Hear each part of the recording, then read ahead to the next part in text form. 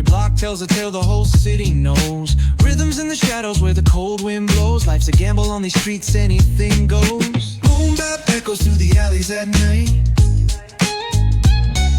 Soulful samples lift the darkness to light.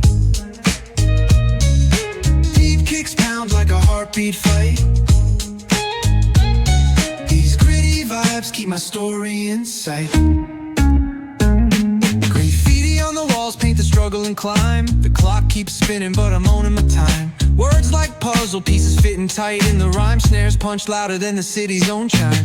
Boom bap echoes through the alleys at night. Soulful samples lift the darkness to light. Deep kicks pound like a heartbeat fight. These gritty vibes keep my story in sight. Street lights flicker on this endless trail. Each corner whispers a hero fail. Smooth flow cutting through the urban scale, where truths are spoken and tales unveil. Boom bap echoes through the alleys at night.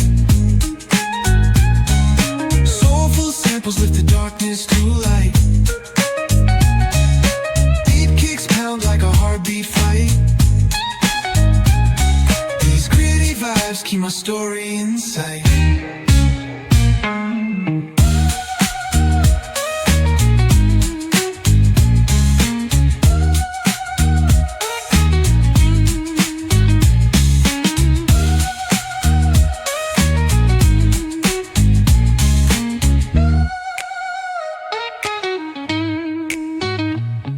Streetlights flicker on this endless trail.